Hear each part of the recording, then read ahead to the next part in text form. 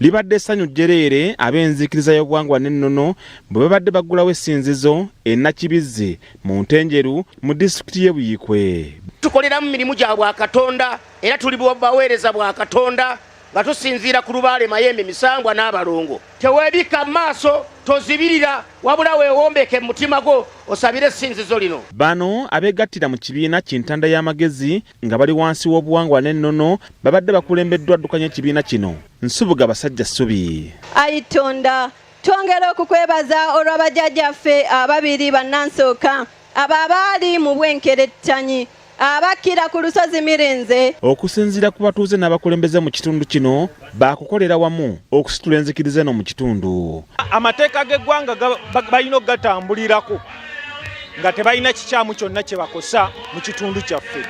Olwaleero essinzizo liguddwawo naye ate libadde litandise okukola nga mu nkola eyo gye libadde litambuzaamu emirimu gyalyo tewabaddeewo neiba akosebwa, tewabaddeewo mutuuze yeemulugunya. Abamu ku baweereza mu ssinzizo lino bagamba bakuwa ekitiibwa amateeka gonna era beetegefu okuweereza abantu. Lwaki tuguddewo essinzizo lino kusobola kumanya nti tuzza abantu baffe ku nzikiriza y'obuwangwa n'ennono era basobole okuba nga bategeera oyo mutonzi waffe kyetondeke Namugereka atalina bbala. Okusaba kwaffe tubadde nga tetukulina bulungi nga tetunnafuna amasinzizo, naye okuva lwe tutandise okufuna amasinzizo gaffe kali tugendera ddala ku ntikko era nga bwe twajagala. Nsubuga Basajja Ssubi agamba nti eno ntandikwa ey'okuggulawo amasinzizo ag'enzikiriza y'obuwangwa n'ennono mu kitundu kino.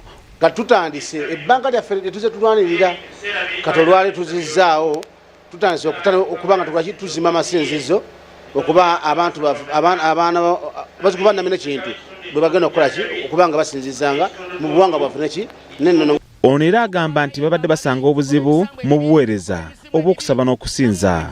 Ekifo kino kitukuvu, buli muntu abazze wano abazze kusinza tukwasizza essinzizo lino nga temuyingirangamu ngatto, temunywerangamu sigala, temunywerangamu mwenge. Richard Mwanje, BBS Telefina.